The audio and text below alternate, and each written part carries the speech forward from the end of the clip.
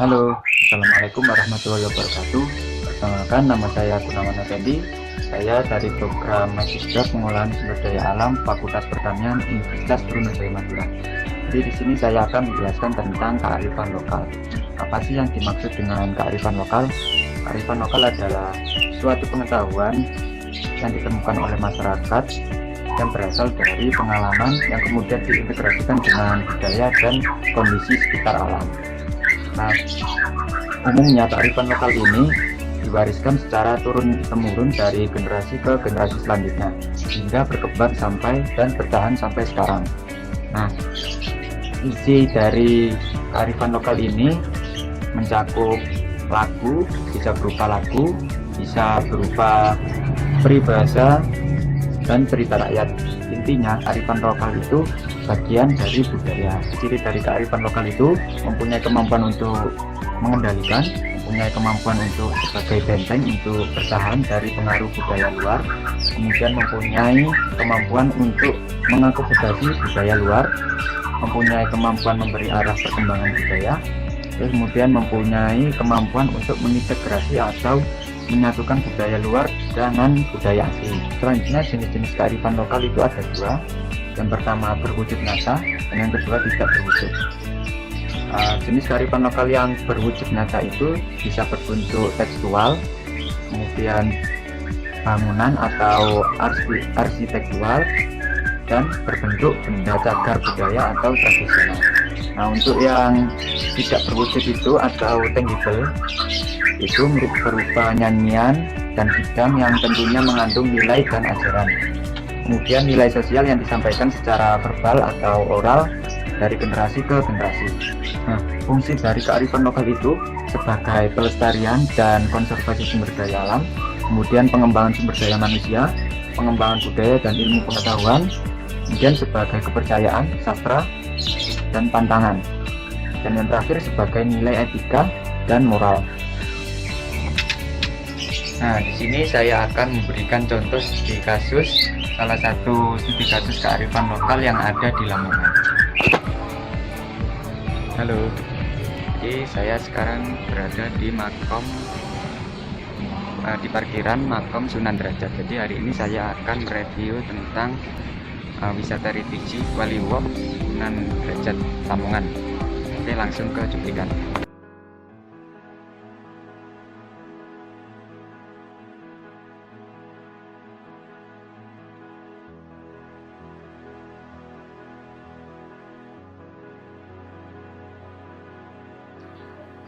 Raden Kosim Sunan Derajat adalah putra bungsu dari Sunan Ampel dan Nyai Ageng Manila. Garis nasab Sunan Derajat tidak berbeda dengan kakaknya Sunan Bonang. Dari garis keturunan ayah berasal dari Campa, sedangkan dari garis ibu berasal dari keturunan bangsawan Jawa di Kadipaten Tuban. Sebagai putra waliullah, Sunan Derajat menembah ilmu dari ayahnya di pesantren Ampel, Denta, Surabaya. Setelah itu sang ayah mengirimnya untuk menuntut ilmu kepada Maulana Ja'far Shodiq Sunan Gunung Jati di Cirebon, Jawa Barat. Dalam babat Cirebon dikisahkan, Sunan Derajat kemudian menikah dengan Dewi Sufia, putri Sunan Gunung Jati. Selain menikah dengan putri Sunan Gunung Jati, Sunan Derajat juga menikah dengan Nyai Kemuning dan Nyai Retno Sekar. Nyai Kemuning adalah putri Sunan Mayang Madu Lamongan.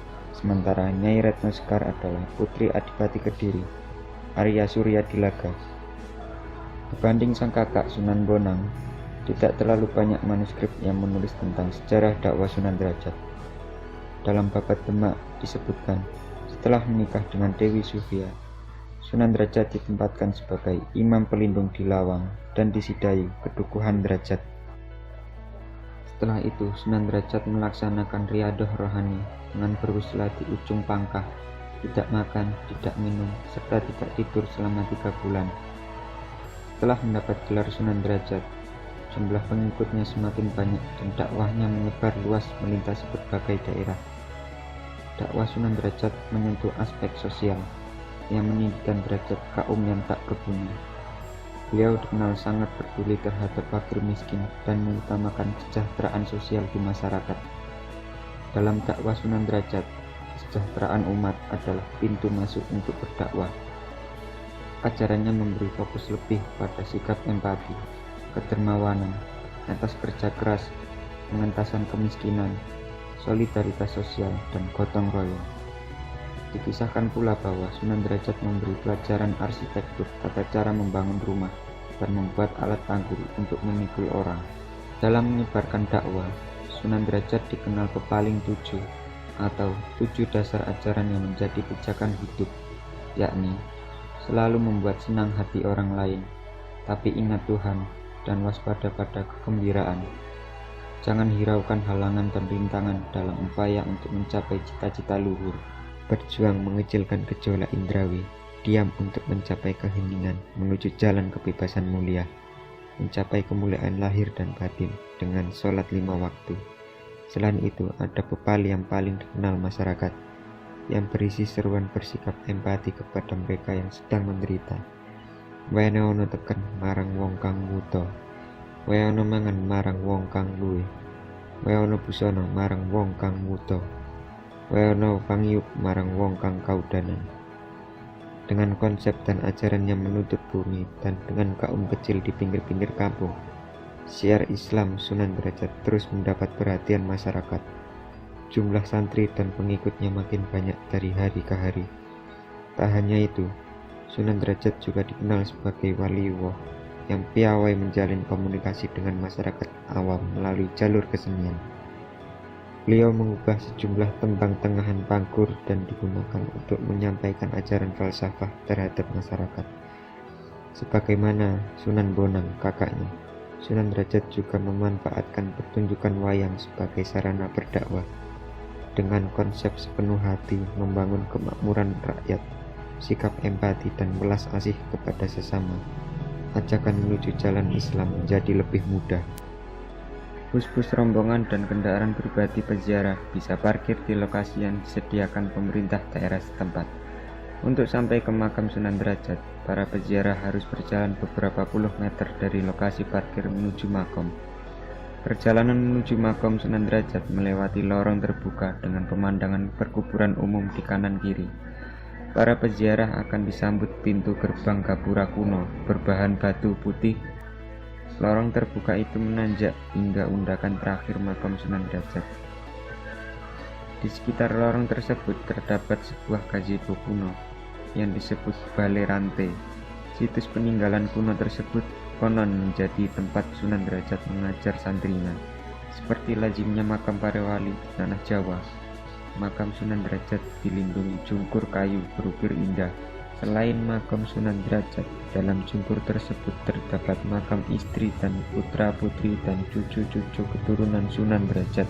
Tak jauh dari komplek makam terdapat masjid kayu hasil renovasi yang dulu dibangun Sunan Derajat. Di depan masjid itu juga terdapat sumur tua yang airnya selalu ditimbah untuk diminum dan dibawa pulang oleh para peziarah.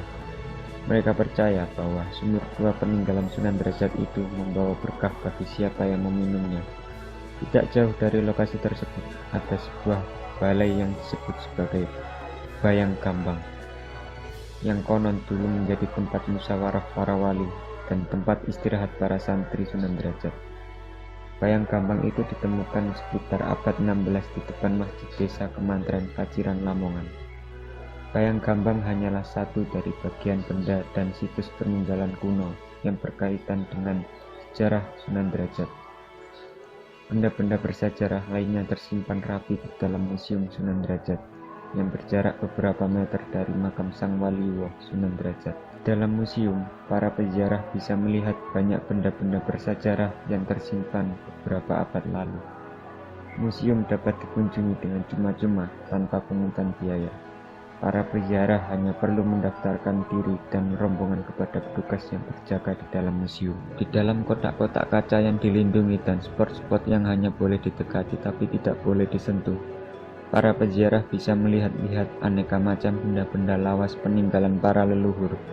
Ada Al-Quran kuno berbahan kulit dan serat tumbuhan, kursi goyang peninggalan Sunan Derajat. Ada juga benda-benda perlengkapan ritual seperti sangku dan patuban, serta jadu tempat lampu minyak jarak yang biasa digunakan sebagai penerang saat para santri kuno mengaji. Ada juga tongkat, keris, dan pusaka. pedang sudut, peliring wedok, dan mata tombak. Selain itu, di Museum Sunan Derajat juga terpajang berderet gamelan Singo Mengkok. Konon Singo Mengkok inilah yang ditabuh para sahabat dan santri Sunan Derajat untuk mengiringi tembang pangkur yang diciptakan Sunan Derajat. Nama pangkur di sini bermakna panguri, isinya Al-Quran. Keberadaan benda-benda seni ini adalah wujud akulturasi tradisi Islam dengan Hindu-Buddha yang saat itu menjadi keyakinan masyarakat setempat. Di dalam museum ini juga tersimpan naskah lontar surat Yusuf dalam bentuk tembang Majapahit dengan ditulis menggunakan aksara Jawa baru. Ada juga peninggalan keramik Cina dari abad 10 hingga 17. Fragmen gerabah dan batu-batu relief bersejarah. Selain museum, para peziarah juga dapat menikmati suasana pasar Sunan Derajat. Jika ingin sekedar membeli makanan, minuman, atau membawa oleh-oleh keluarga di rumah. Berkah Sunan Derajat, kecintaan terhadap kaum tak berpunya, dan konsep dakwah yang menitik beratkan pada pengembangan ekonomi umat, mendapatkan hasil yang relevan dan pasar yang ramai pedagang dan pembeli. Transaksi jual beli para peziarah dan penjual di lokasi tersebut menghidupkan sistem ekonomi kecil di sekitar makam Sang Waliullah. Makam Sunan Derajat selalu ramai dikunjungi peziarah, terutama pada hari-hari libur, Jumat, serta 10 malam hari terakhir Ramadan. Para peziarah berdoa dan mengharap berkah dan kemuliaan Sang Waliullah Sunan Derajat.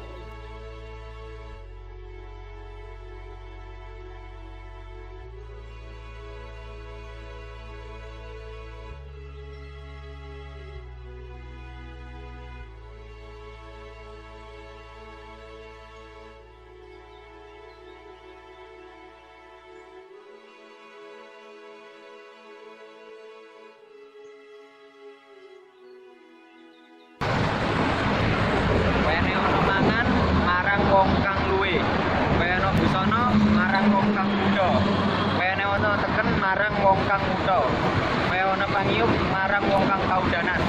Itu adalah wasiat Kanjeng Sunan Derajat yang terkenal hingga sampai saat ini.